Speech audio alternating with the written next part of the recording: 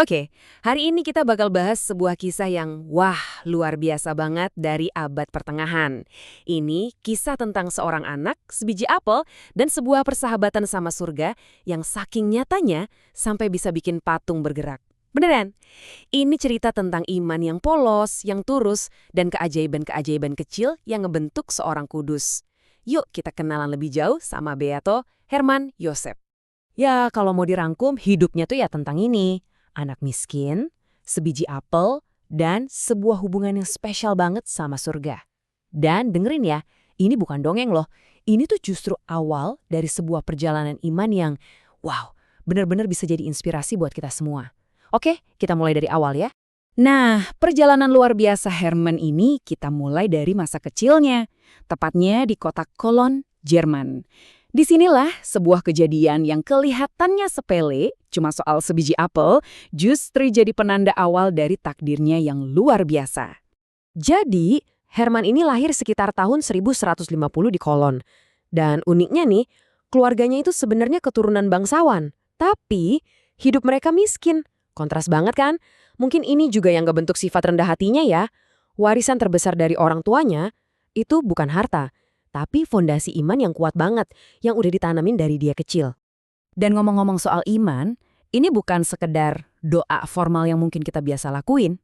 Buat Hermann kecil, Bunda Maria dan Yesus itu ya sahabat deketnya. Setiap hari dia ke gereja itu bukan cuma buat berdoa, tapi benar-benar buat ngobrol. Dia ceritain semua pengalamannya, dia bisikin semua isi hatinya.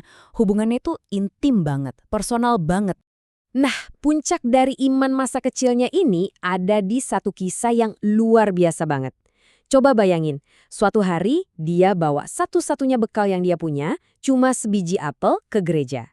Dengan polosnya, dia sodorin apel itu ke patung kanak-kanak Yesus. Tapi ya namanya anak kecil, tangannya nggak nyampe.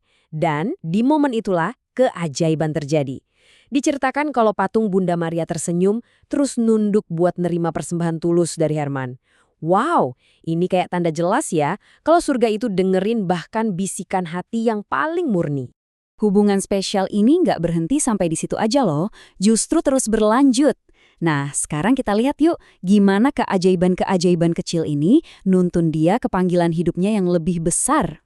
Oke, kepedulian surga ini benar-benar nyata buat Hermann.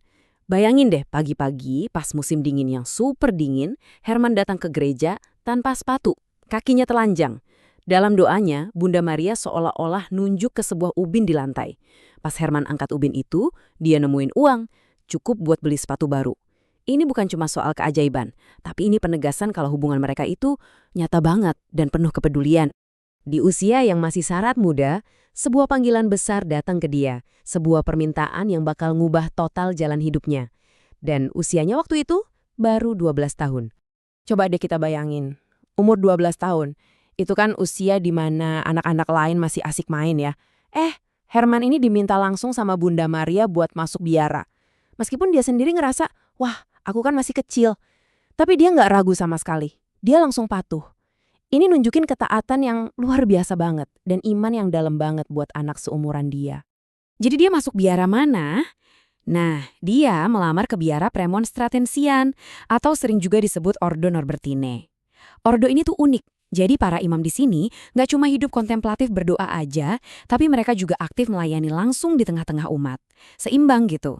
Oke, di biara inilah panggilannya makin dalam. Dia nggak cuma jadi biarawan biasa, tapi berkembang jadi seorang mistik.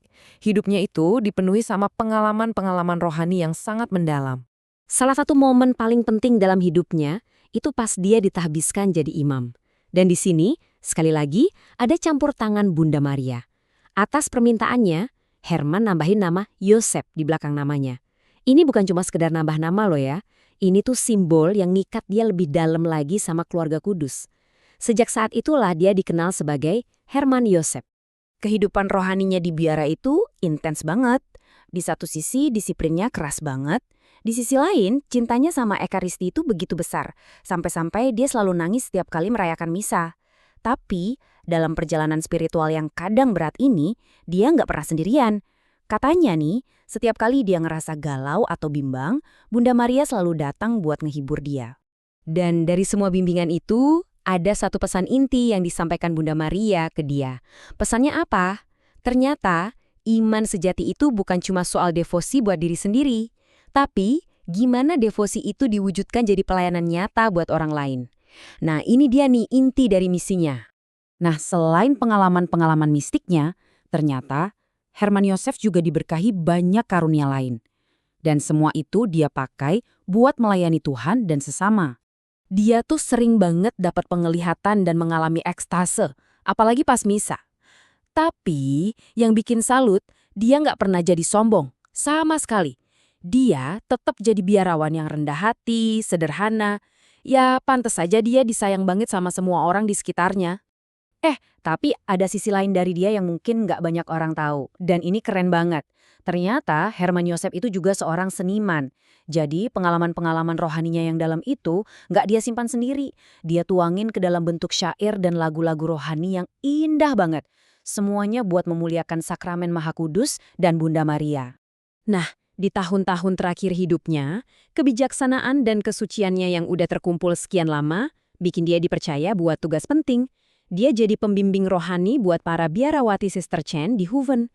Jadi, dia ngebagiin kekayaan batinnya, ngebimbing jiwa-jiwa lain sampai akhir hayatnya. Terus, gimana ceritanya warisan Herman Yosef ini bisa terus hidup setelah dia meninggal? Nah, yuk kita lihat perjalanannya sampai akhirnya diakui secara resmi oleh gereja. Herman Yosef meninggal dunia pada tahun 1241. Setelah hidup yang panjang dan penuh berkat, dia tutup usia di umur yang, mengesankan ya, 90 tahun. Tapi ternyata jalan buat diakui secara resmi sebagai orang kudus itu panjang banget. Bayangin, proses kanonisasinya itu baru dimulai tahun 1626. Itu hampir 400 tahun setelah dia wafat. Dan masih butuh waktu lagi sampai tahun 1958 baru deh Paus Pius XII secara resmi mengukuhkan statusnya sebagai beato atau yang berbahagia. Tapi lamanya proses ini justru nunjukin sesuatu yang kuat loh. Artinya apa? Artinya selama berabad-abad itu orang-orang nggak pernah lupa sama dia. Devosi ke Herman Yosef ini terus hidup, turun-temurun. Ini bukti nyata banget akan kekudusan hidupnya yang akhirnya diakui secara resmi. Jadi setelah kita ngikutin seluruh perjalanan hidupnya ya, dari anak kecil dengan sebiji apel sampai jadi seorang mistik yang super rendah hati, kita kayak ditarik kembali ke inti ceritanya, kesederhanaan. Di tengah dunia kita sekarang yang serba ribet ini, mungkin pertanyaannya jadi buat kita semua. Apa sih yang bisa kita ambil dari iman dan kesetiaan yang begitu polos dan tulus dari seorang Beato Herman Yosef?